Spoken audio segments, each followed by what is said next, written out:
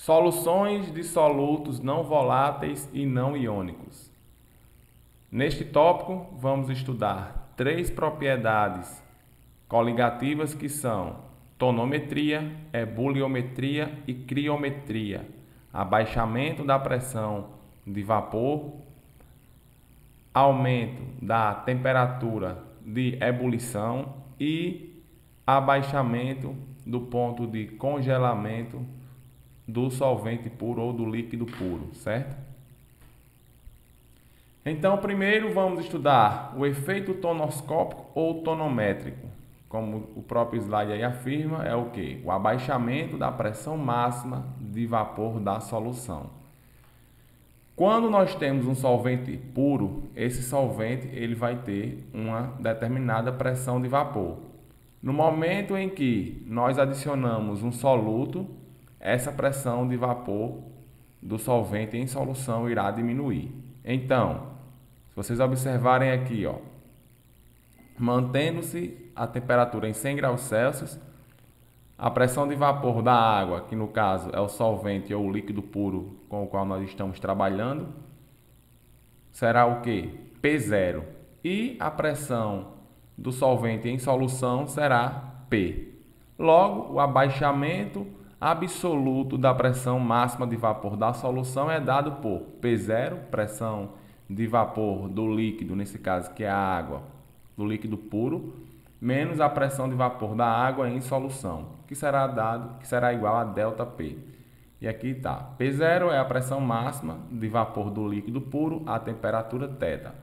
P é a pressão máxima de vapor da solução à mesma temperatura θ, que na verdade, como eu expliquei, seria melhor dizer que P é a pressão máxima de vapor do solvente na solução. E também temos o abaixamento relativo da pressão máxima de vapor da solução, que será o quê? P0 menos P dividido por P0, que será igual a ΔP sobre P0, certo? O outro efeito é o efeito ebulioscópico ou ebuliométrico, que significa o quê? Aumento da temperatura de ebulição da solução. Se nós olharmos aqui, agora mantendo-se a pressão constante e variando a temperatura, o solvente puro ou o líquido puro, ele vai ter o que? Nesse caso a água, ele vai ter uma temperatura de ebulição menor do que quando nós tivermos uma solução, ou seja, quando nós adicionarmos um solvente à água pura, certo? Então, a temperatura de ebulição da água em solução será maior do que a da água pura. θ0 é a temperatura de ebulição da água pura e θE é a temperatura de ebulição da água em solução. Então, a variação da temperatura de ebulição da água nessas duas situações é dada por θE menos θ0, onde θE, que é a temperatura de ebulição da água em solução, será sempre maior do que a da água pura, do solvente puro. Logo, ΔE sempre será, ΔθE será sempre maior do que zero. E a nossa última propriedade coligativa que nós estamos estudando neste tópico é o que? Efeito crioscópico ou criometria, ou efeito criométrico, que é o que? A diminuição na temperatura de congelação da água. Agora nós devemos olhar para essa parte do gráfico, para a interface entre a fase líquida e a fase sólida, onde nós iremos observar o quê? Que a água pura ela congela a uma determinada temperatura, θ0, e a água, quando ela está em solução, quando você adiciona algum soluto à água, a sua temperatura de congelamento será θc, ou seja, menor do que θ0. Logo, ocorre o quê? Um abaixamento, né? Uma diminuição na temperatura de congelação da água, no caso, com relação à solução. Então, essa variação na temperatura de congelamento é o que? θ0 menos θc, que será igual a Δθc, onde θ0 é maior do que θc e logo Δθc será sempre maior do que zero. E aí, o que é que eu peço para que vocês analisem é o seguinte.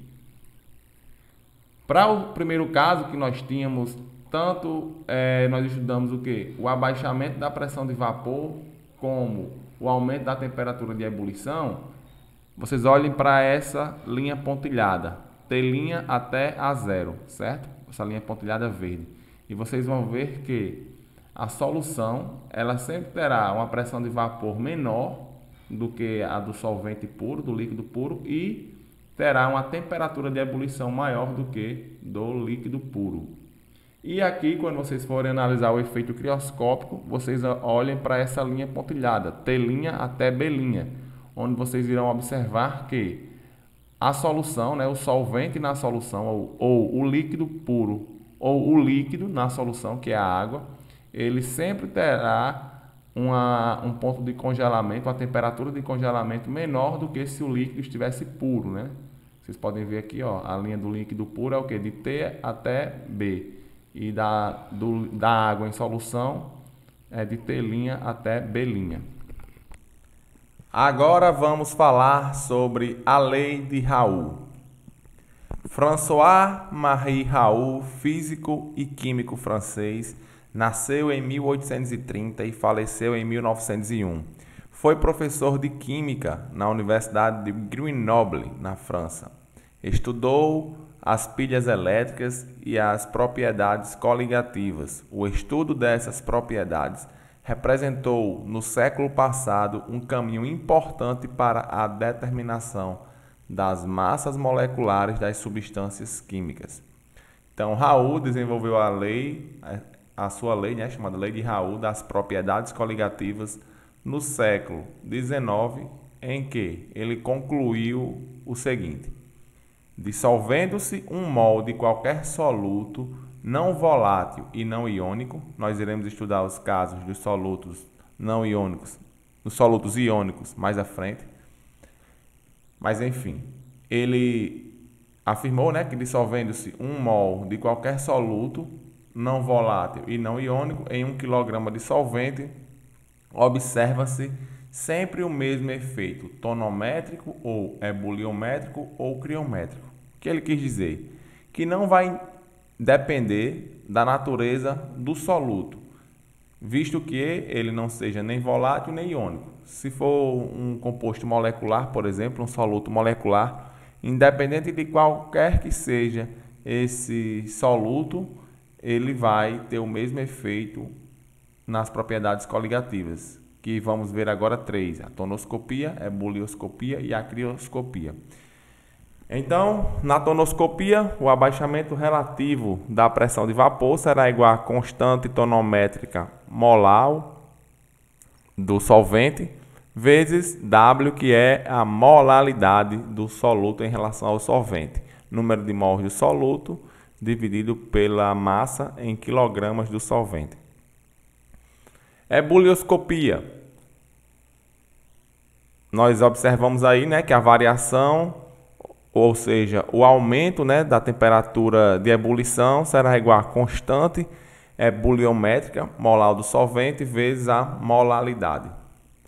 E, para finalizar, com relação à crioscopia, a lei de Raoult afirma que o abaixamento da temperatura de congelamento ou de congelação do líquido puro será igual a do líquido, que ali vai ser antes a gente faz a variação com ele puro e depois ele em solução, será igual a constante criométrica molar do solvente vezes a molaridade desse soluto em relação ao solvente. Então, molaridade, como eu disse, aqui do lado esquerdo aqui nós observamos que é o quê? Número de mols do soluto dividido pela massa do solvente. Que número de mols a gente sabe que é o quê? Massa sobre massa molar, massa do soluto dividido pela massa molar do soluto e dividido pela massa do solvente, em quilogramas, certo? Já se a gente quiser utilizar a massa do solvente em gramas, nós apenas multiplicamos a parte de cima, no numerador, por 1000. Isso para que nós também possamos dar a massa do soluto em gramas, certo? É tanto que está aqui, ó, a diferença eu coloquei em azul. Nessa equação, nós temos a massa do solvente em quilogramas e na equação da direita nós temos a massa do solvente em gramas. E aí nós temos como que nós fazemos para calcular as constantes tonométricas, buliométricas e criométrica. A constante tonométrica é dada pela massa molar do solvente dividido por 1000. A constante buliométrica é dada pela constante dos gases vezes a temperatura absoluta de ebulição do solvente puro em Kelvin ao quadrado, dividido por 1000 vezes o calor latente de vaporização do solvente puro, aí dado em calorias por gramas. A constante crioscópica ou criométrica é dada pela constante universal dos gases perfeitos, certo? Vezes a temperatura absoluta de congelação do solvente puro em Kelvin, dividido por 1000 vezes o calor latente de fusão do solvente puro, dado em calorias por grama. Agora vamos resolver a primeira questão envolvendo a tonoscopia. A pressão máxima de vapor de água pura a 20 graus Celsius é 17,54 milímetros de mercúrio. Dissolvendo-se em 36 gramas de glicose, massa molar 180 em 500 gramas de água, quais serão os abaixamentos relativo e absoluto na pressão máxima de vapor da solução? Primeiro, nós determinamos quem é a constante tonométrica, como a gente já viu, é dado pela massa molar do solvente dividido por 1000. O solvente é a água, a massa molar do solvente é 18 gramas por mol. Depois, nós calculamos o abaixamento relativo da pressão de vapor, para depois calcularmos o abaixamento absoluto. Lembrando que abaixamento relativo da pressão de vapor é ΔP sobre P0, em que ΔP é igual a quê? P0 menos P. E lembrar que P0 é a pressão de vapor do líquido puro, né, no caso do solvente puro, e P é a pressão de vapor do solvente, né, em solução, certo? E como nós já vimos, o abaixamento da pressão de vapor relativa é igual a KT vezes W. Então, a gente sabe, já calculou KT, e agora W também a gente tem como calcular apenas substituindo os dados que é dado na questão. Por exemplo, 36 gramas, que é a quantidade da massa do soluto, que é a glicose. Embaixo, 500 gramas, que é a quantidade de massa do solvente, que é a água. E 180 gramas por mol, que é a massa molar da glicose, que é o soluto. Lembrar que aqui nessa fórmula de molaridade a gente colocou a massa do solvente em gramas, pois a fórmula tem esse 1000 aqui no numerador, que nos permite utilizar a massa do solvente em gramas. Caso nós quiséssemos utilizar a massa do solvente em quilogramas, teríamos que retirar esse 1000 aqui do numerador e transformar 500 gramas para quilograma, que seria 0,5 quilogramas. Dessa forma, nós encontramos que o abaixamento, né, relativo da pressão de vapor é igual a 0,0072. E devido nós termos pressão dividido por pressão, nós teremos um resultado adimensional, ou seja, um número puro e que não depende, né, da temperatura. E para calcularmos o abaixamento absoluto da pressão de vapor, nós devemos fazer o quê? Apenas substituir quem seja a pressão de vapor que ele dá do solvente puro que ele dá na questão, né? Que é da água a 20 graus Celsius. Ele diz graus Celsius, que ele diz que é 17,54 milímetros de mercúrio. Substituímos aqui e sabemos qual é o valor, né, do abaixamento da pressão de vapor relativa, e agora passamos apenas multiplicando o 17,54 vezes 0,0072. E nós iremos obter o quê? 0,0072 0,1263, 0,1263 milímetros de mercúrio, como sendo o abaixamento absoluto da pressão de vapor. Agora vamos estudar a ebulioscopia. 10 gramas de uma substância de massa molecular 266 foram dissolvidos em 500 gramas de tetacloreto de carbono. Qual a temperatura de ebulição da solução sob pressão normal? Dados relativos ao cloreto de carbono puro, temperatura de ebulição 77 graus Celsius, sob pressão normal, e o calor latente de vaporização 46 calorias por grama.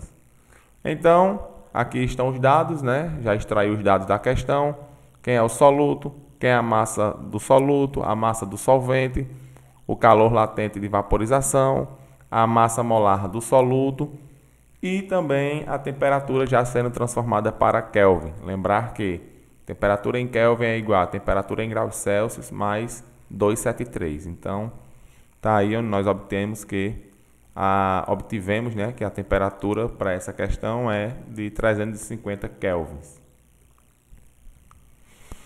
Então, o que nós fazemos primeiro? Calculamos o valor da constante ebulioscópica ou constante ebuliométrica, onde nós vimos que a constante ebuliométrica é igual à constante dos gases vezes a temperatura, né, de ebulição do líquido do solvente puro ao quadrado, dividido por 1000, vezes LV, que é o que? O calor latente de vaporização, certo? Então, a gente só faz substituir esses valores e vamos encontrar que a constante ebuliométrica é igual a 5,32 graus Celsius vezes quilograma por mol.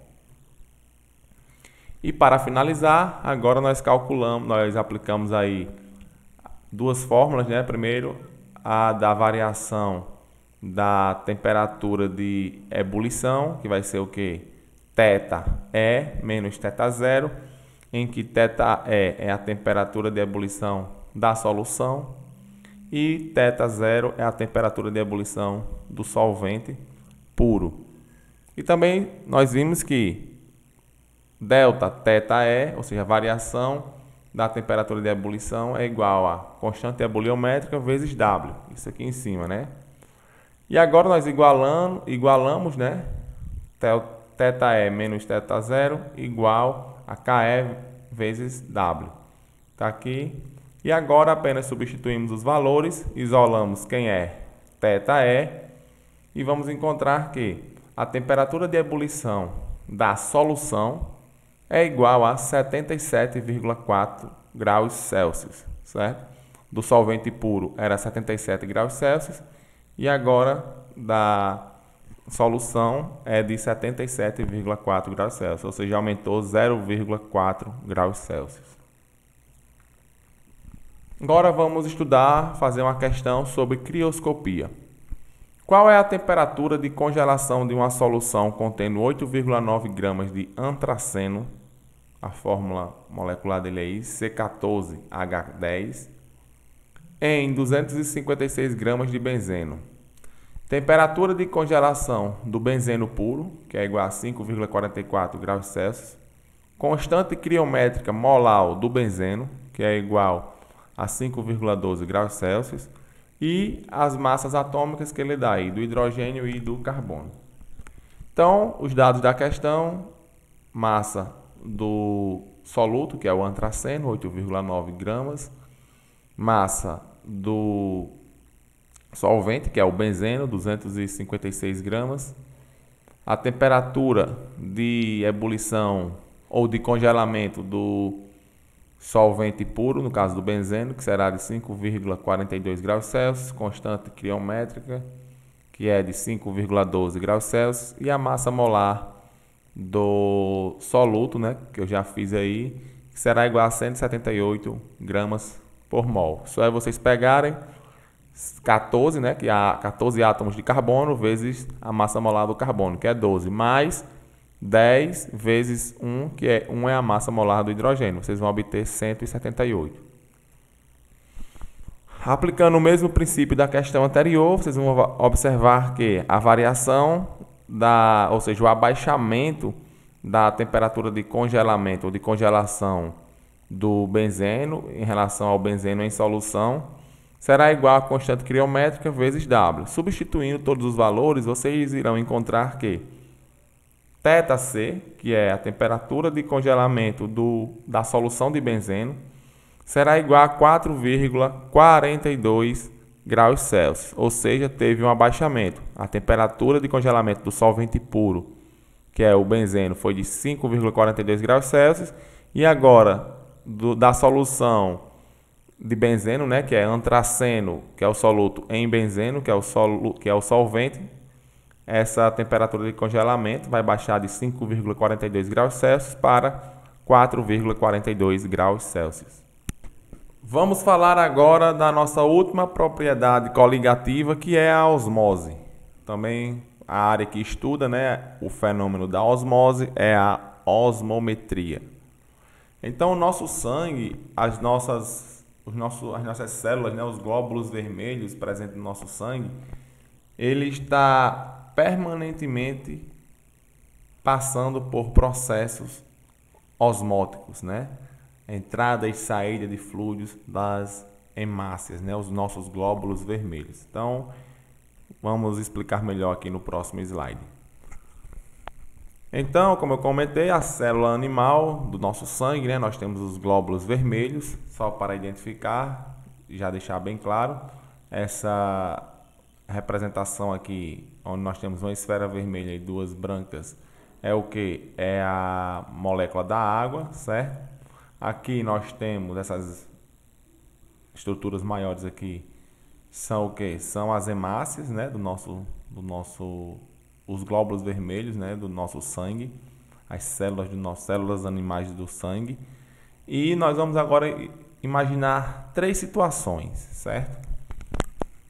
Imagine aqui que nós temos a célula animal, a hemácia, em um recipiente onde só há água. Ou seja, dentro da hemácia nós sabemos que há nutrientes, há sais, há íons, há compostos orgânicos, certo? A glicose. Então, e no meio exterior há só água, ou seja, não há nenhum tipo de íon.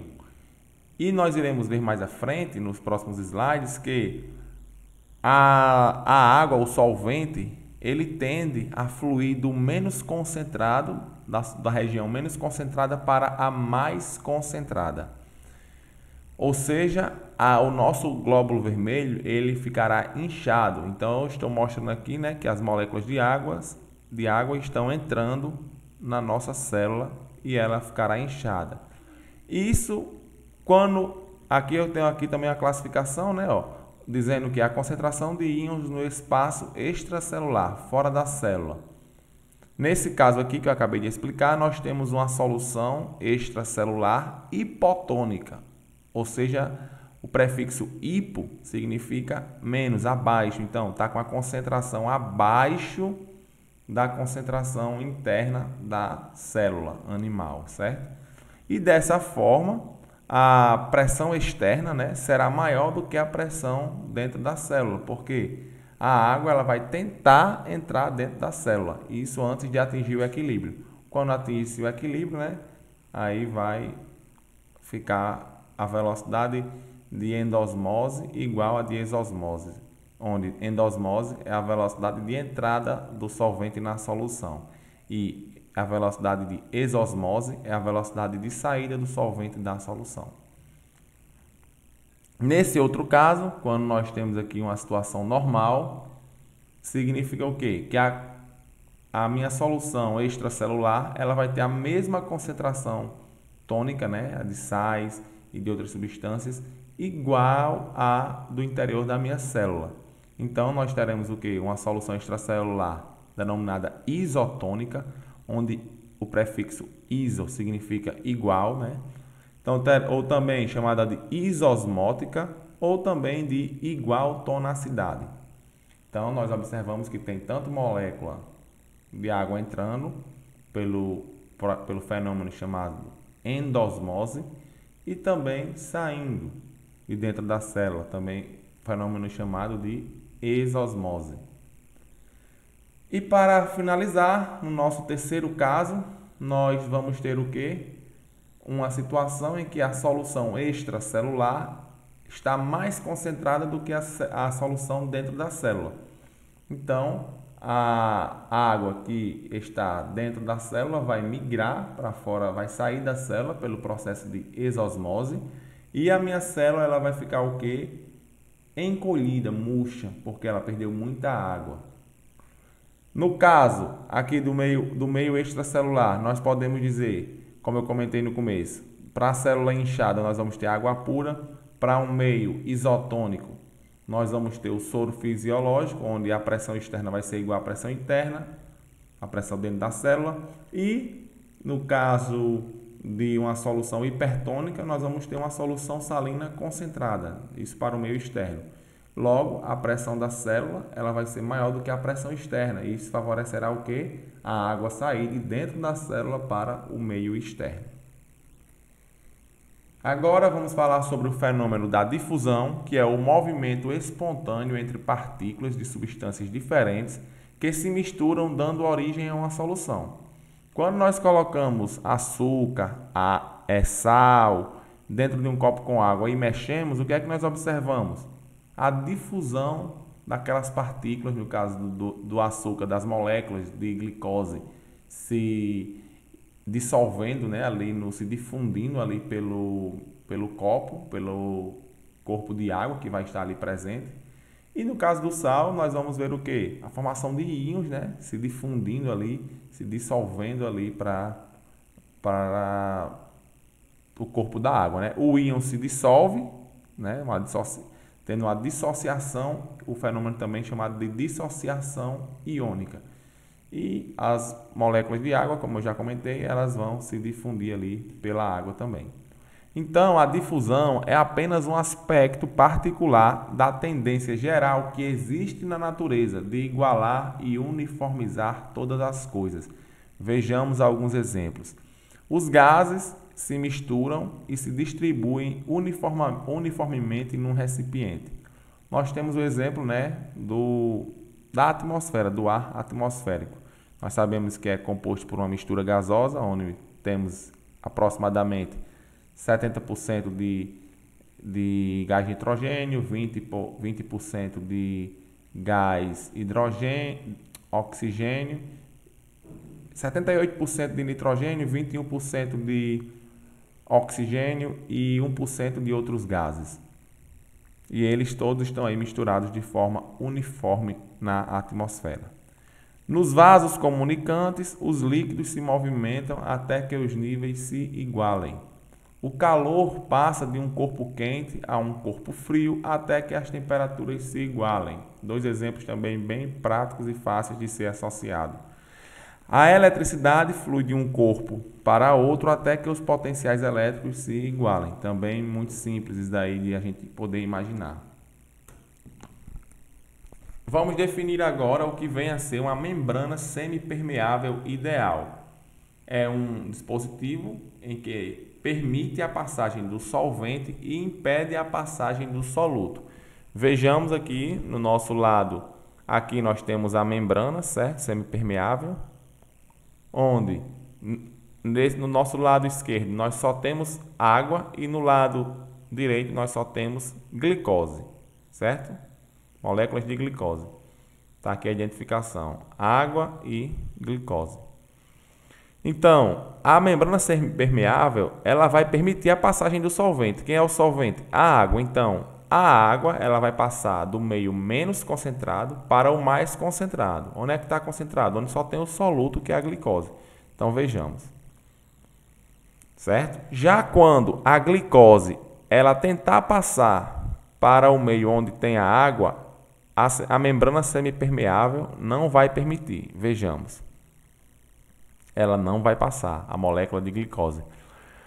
E outro ponto que eu gosto de deixar bem claro é que a água ela vai ter movimentos tanto passando aqui da esquerda para a direita, como também da direita para a esquerda. Quando essa molécula de água já estiver aqui, ela também poderá voltar novamente para o lado esquerdo, ou seja, a água ela tem livre acesso, né? Livre movimentação.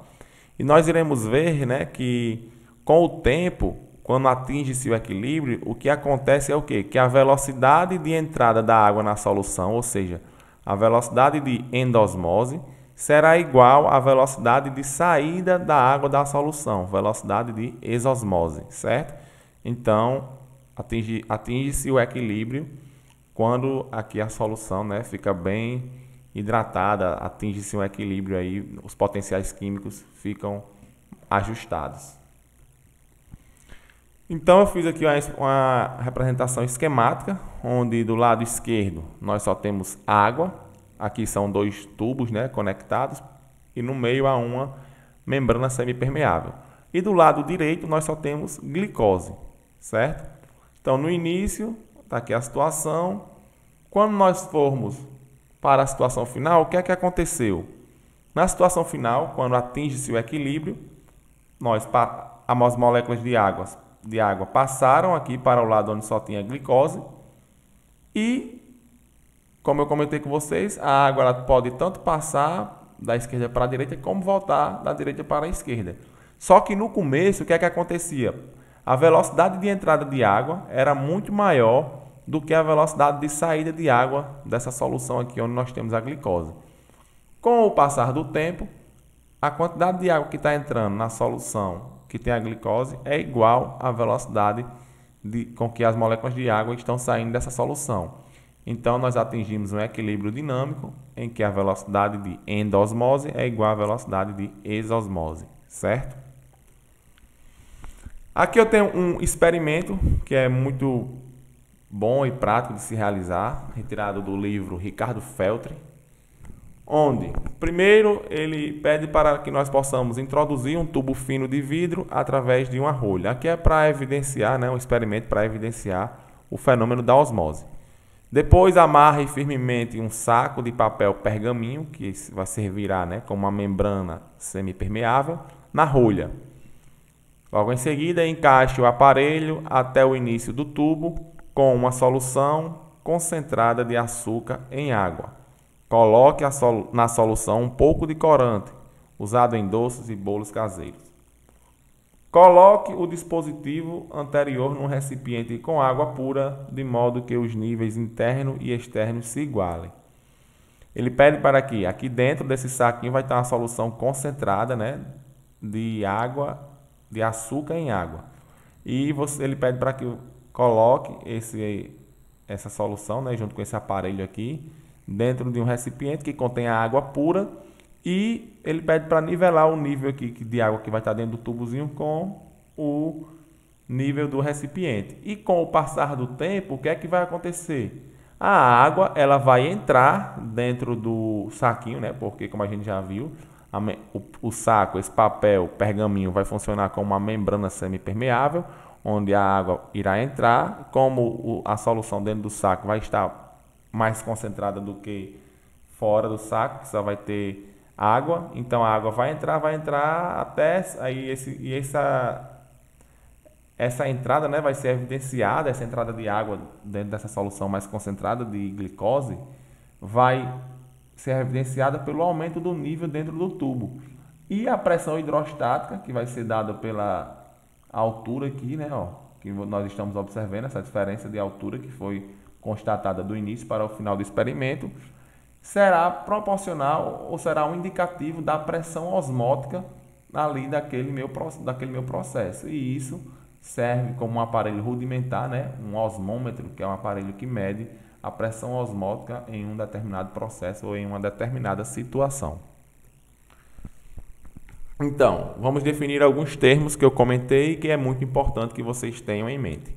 Pressão osmótica é a pressão exercida sobre a solução para impedir sua diluição pela passagem do solvente puro através de uma membrana semipermeável. Osmometria é o estudo e a medição da pressão osmótica das soluções. Endosmose é o movimento da água entrando na solução. Exosmose é o movimento da água saindo da solução.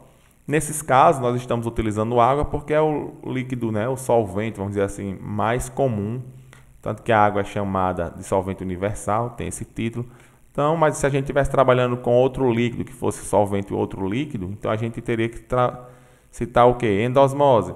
É o movimento da substância que está sendo tratada como solvente entrando na solução, certo? Para que isso fique bem claro.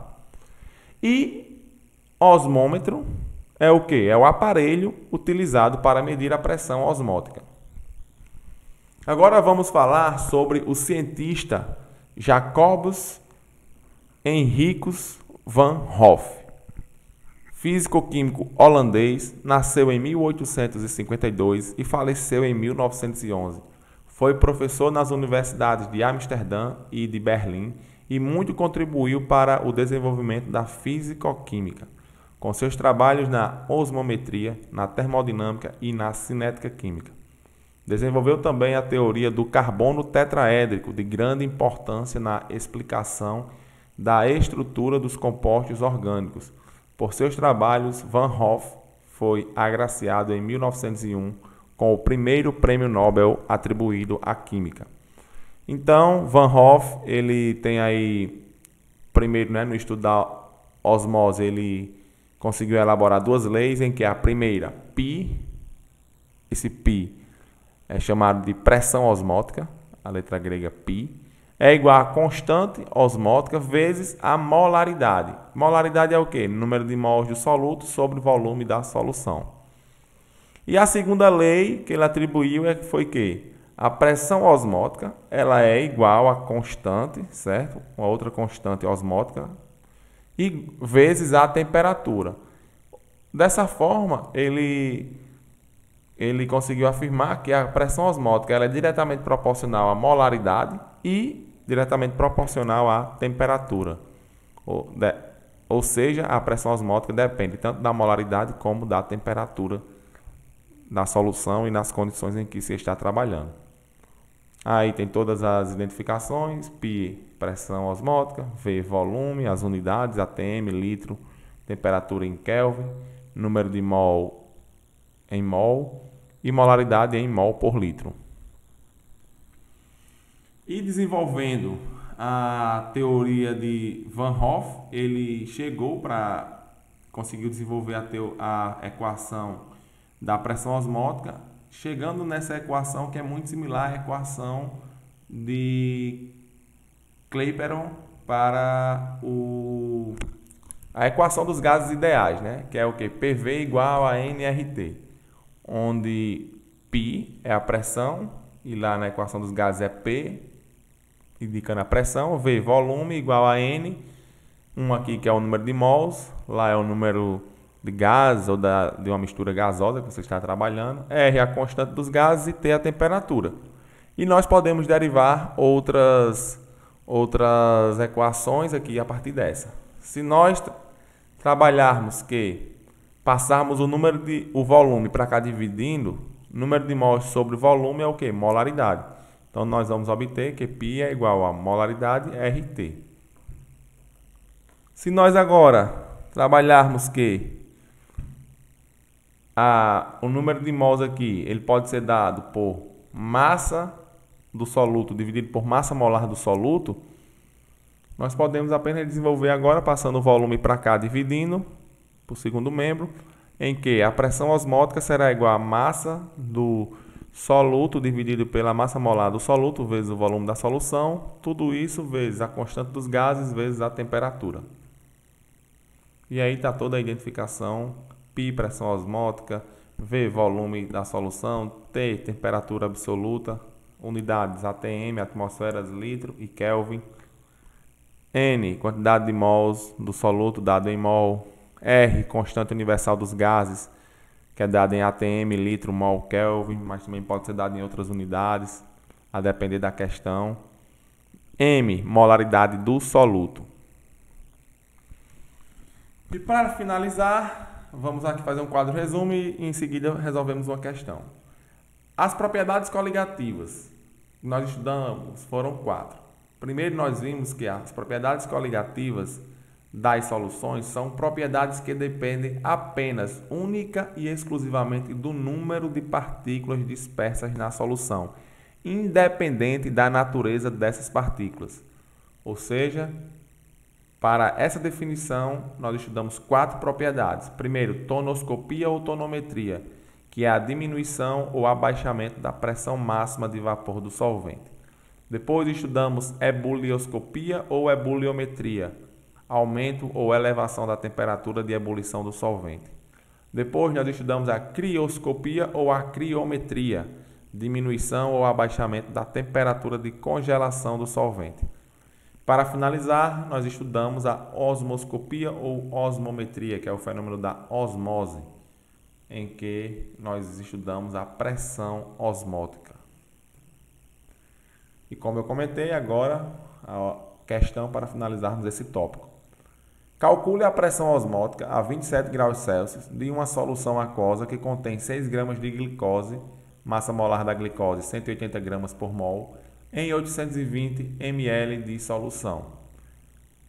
Então, aplicando a equação da pressão osmótica, π é igual a massa do soluto dividido pela massa molar do soluto, vezes o volume da solução, vezes R, que é a constante dos gases, vezes a temperatura. Substituindo todos esses valores aqui, nós colocamos aqui os 820 ml em litros, certo? Para cortar as unidades. Nós vamos obter que a pressão osmótica para este caso, nessa questão, será igual a 1 atm, ou seja, 1 atmosfera. Para finalizar o assunto propriedades coligativas, nós iremos trabalhar as propriedades coligativas nas soluções iônicas. Então, é muito importante que nós, antes de tudo, possamos definir o que seja o fator de Van Hoff, que é esse I, representado pela letra I, que é igual ao número de partículas finais sobre o número de partículas iniciais. Vejamos para o primeiro caso, em que nós temos o sal, cloreto de sódio. Em água, ele vai se dissociar, gerando Na+, mais Cl-, o cátion Na+, mais o ânion Cl-.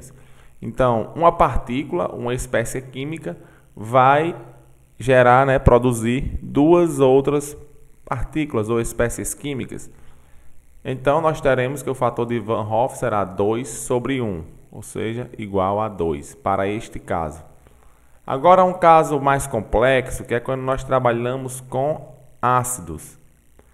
Os ácidos, nem sempre eles se ionizam completamente, certo? Ou seja, os ácidos nem sempre vai 100% da quantidade de moléculas que você colocar em água, ele irá se ionizar, gerando íons. Uma parte vai ainda permanecer na forma molecular. Muito comum observar isso quando nós temos ácidos fracos. Então, vamos olhar aí para o caso exemplificado do ácido clorídrico, que na literatura a gente encontra que o ácido clorídrico ele se ioniza praticamente completamente, 100%. Mas nesse caso aqui ilustrativo, vamos imaginar que nós colocamos 100 moléculas de ácido clorídrico em água, certo? Então, no início, antes ali de ocorrer qualquer tipo de reação ou o processo de ionização, nós temos 100 moléculas na forma molecular, 100 moléculas de ácido clorídrico, como está mostrado aqui, e nenhum íon formado, assim no instante inicial, assim que adicionamos. Com o passar do tempo, o que é que vai acontecer? 95 moléculas de ácido clorídrico irá se ionizar, passando para a forma de íons, certo? Ou seja, nós iremos obter 95 íons H+, ou íon hidrônio, e 95 íons, no caso aqui, Cl-, íons cloreto, o ânion cloreto, ânion Cl-. Ou seja, ao final, nós vamos ter quantas moléculas de HCl, do ácido, ainda na forma molecular, sem ser ionizado? Nós vamos ter 100 menos 95. 95 passou para a forma de íons. Então, vamos ter 5. E vamos ter 95 íons H+, e 95 íons Cl-. Dessa forma, o fator de Van Hoff será dado por quem? Número de partículas finais sobre partículas iniciais. Então, o número de partículas finais será quem? 5 mais 95 mais 95. Vai dar um total de 195. E o número de partículas iniciais são as 100 moléculas de ácido clorídrico inicialmente, né, colocado ali em solução. Então, o fator de Van Hoff vai ficar 195 dividido por 100, que vai ser igual a 1,95. Mas, visualizando essa situação, né, que nós vamos ter uma pequena quantidade ou uma certa quantidade do ácido se ionizando e outra parte não, a equação de Van Hoff foi aprimorada. É uma equação genérica, né, a equação genérica de Van Hoff, em que ela será como o fator de Van Hoff, será definido como 1 mais alfa, que alfa é o grau de ionização do soluto, vezes Q menos 1, onde Q é o número de íons produzidos pela ionização de uma molécula do soluto. Então, calma, vamos resolvendo exercícios e tudo vai ficando mais simples. No caso passado, que nós estudamos do ácido clorídrico, segue a mesma dinâmica, uma partícula vai gerar duas, né? Uma molécula, no caso o ácido clorídrico, ele vai dar origem, né, a dois íons, o íon H+, e o íon Cl-. Então, uma partícula dando origem a duas. Esse aqui já será o quê? O Q será igual a 2, certo? Aqui, Q é igual a 2. E o grau de ionização, ou seja, o fator, né, de ionização do soluto será igual a 95% ou 0,95, que é em porcentagem e aqui é em números decimais, né? Então, só é substituirmos na equação. I é igual a 1 mais alfa vezes Q menos 1. Alfa 0,95, Q 2. Então, I será igual a 1,95, como nós já havíamos obtido no exemplo anterior. Mas agora estamos obtendo, né, utilizando a equação de Van Hoff, genérica. Agora para o caso do ácido clorídrico. O ácido sulfúrico, perdão, que é o H2SO4. Quando nós colocamos o H2SO4 em solução, nós vamos obter o quê? 2H+, mais um SO4-.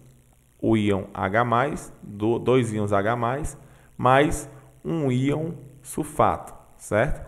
Então, no total, nós vamos obter 3 partículas, logo Q será igual a 3. Para o caso do ácido fosfórico, que é o H3PO4, o ácido encontrado na Coca-Cola, por exemplo, né? Nós vamos ter o quê? Vamos dar origem, né? Esse ácido quando colocado em água. Aqui em cima vocês estão vendo que sempre tem a água. É dizendo que esse ácido está sendo adicionado na água. Então, nós vamos ter 3 íons H+, mais um íon fosfato, Q igual a 4.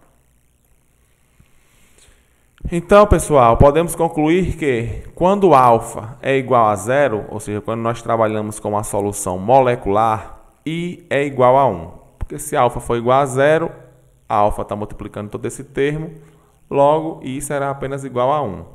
Porque 0 vezes qualquer valor que tem aqui será 0, então I será igual a 1. Já quando alfa for igual a 1, solução totalmente ionizada, o I será igual a Q, certo? Porque quando alfa for igual a 1, o I será igual a Q, porque aqui tem Q menos 1, mas só que tem o mais 1 aqui de fora, então I será igual a Q. Se vocês fizerem a matemática, aí vocês vão observar isso na prática. E também nós concluímos que I sempre será maior ou igual a 1 e menor ou igual a Q, certo? Dito isso, dessa definição do fator de Van Hoff para soluções iônicas, substâncias iônicas, ocorre uma alteração nos efeitos, né, e nas propriedades coligativas, onde agora nós já vimos, né, que as propriedades coligativas levam em consideração a quantidade de partículas que há no meio, na solução. Então, se nós temos, por isso que nós deixamos as soluções iônicas para o final, porque uma partícula acaba gerando 2, 3, 4, 5, como nós acabamos de ver.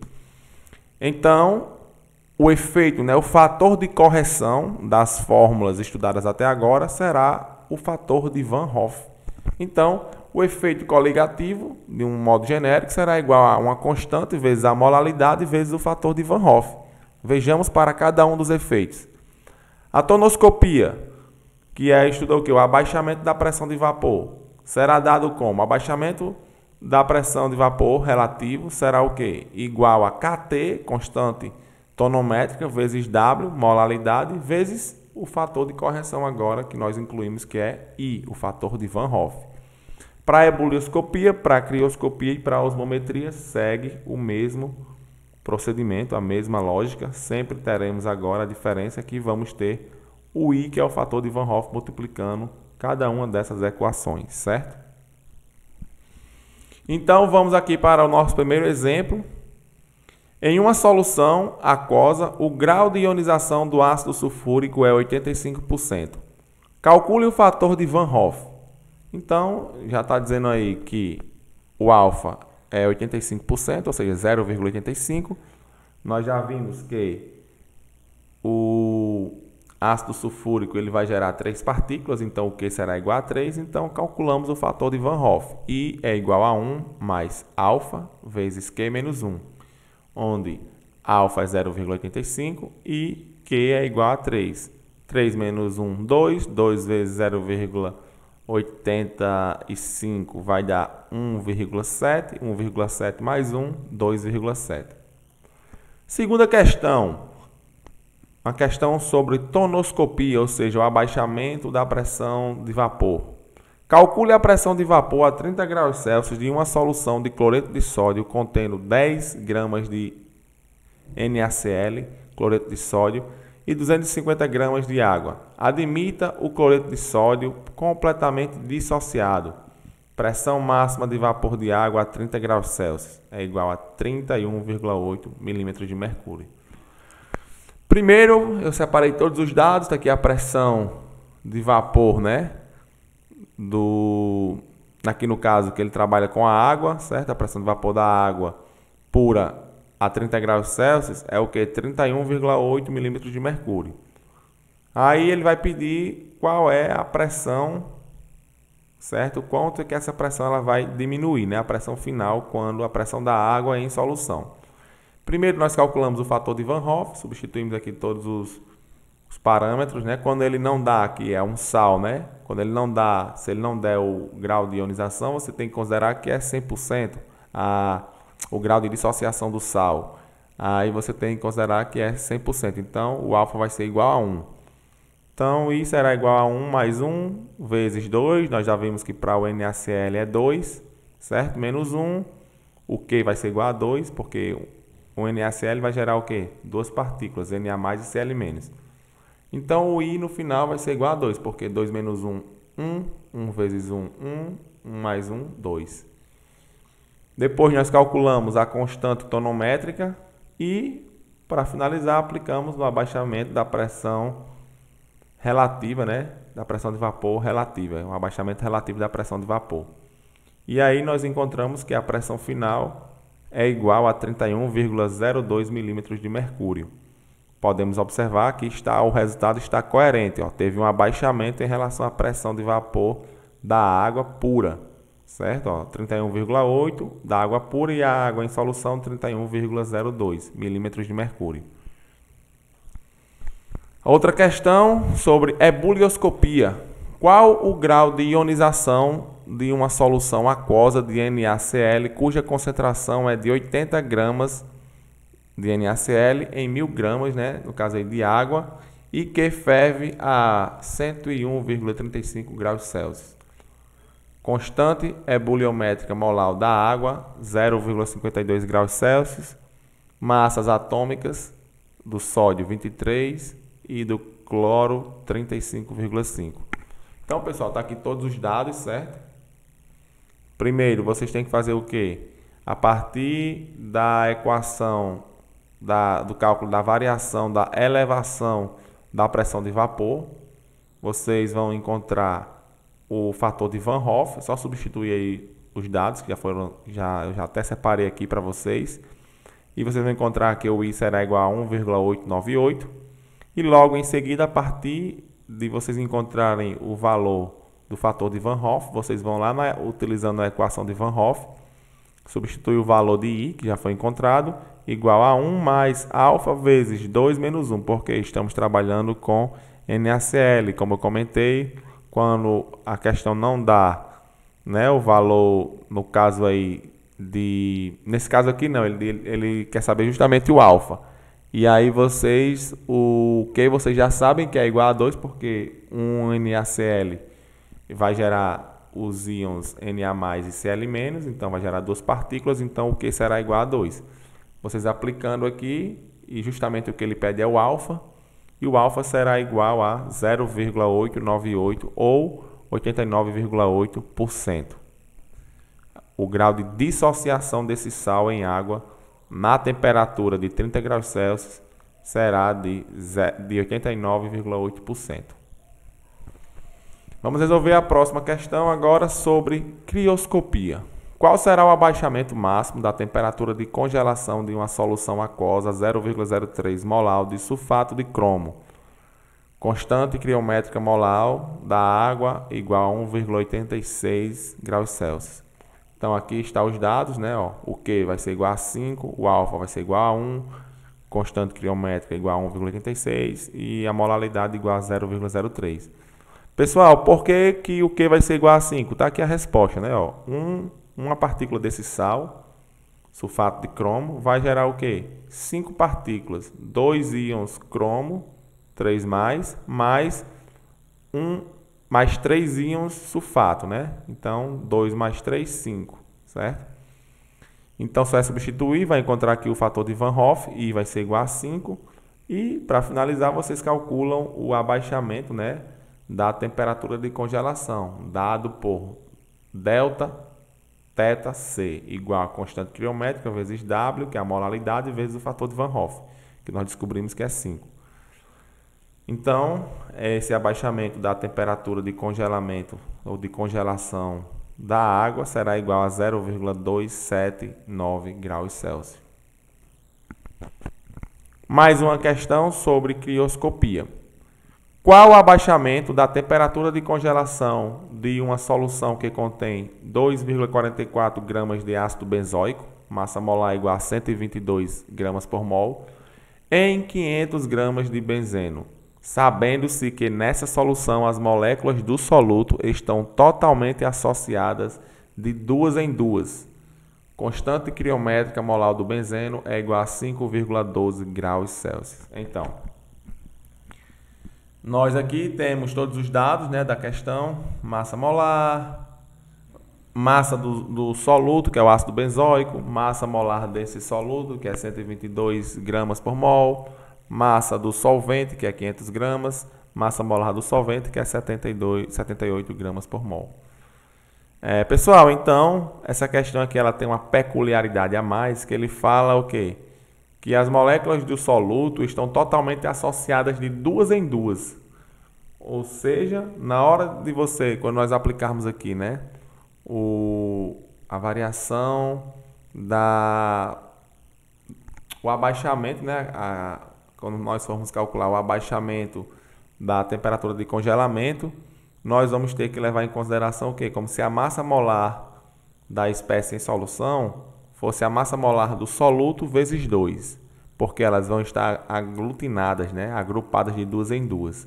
E aí vocês vão encontrar que delta θ C é igual a 0,1024 graus Celsius, ou seja, o abaixamento será de 0,1024 graus Celsius em relação à temperatura de congelamento do líquido puro, aí, que no caso é o benzeno. Isso mesmo. É o ácido benzoico dissolvido, né? Ou aí uma solução de ácido benzoico em benzeno.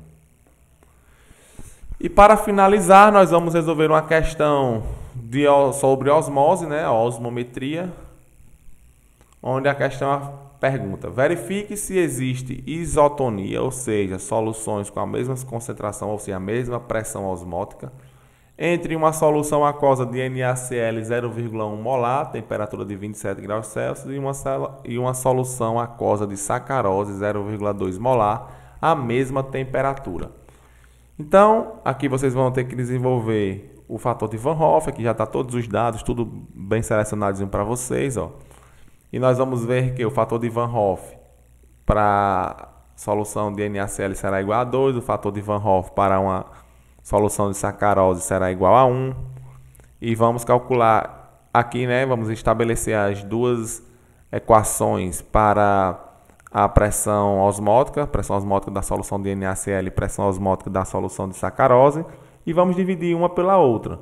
Se nós encontrarmos é porque nós temos o quê? Uma solução isotônica, que é o que acontece. Caso não fosse encontrado nós não teríamos uma solução isotônica. Então, a resposta é que as soluções são isotônicas.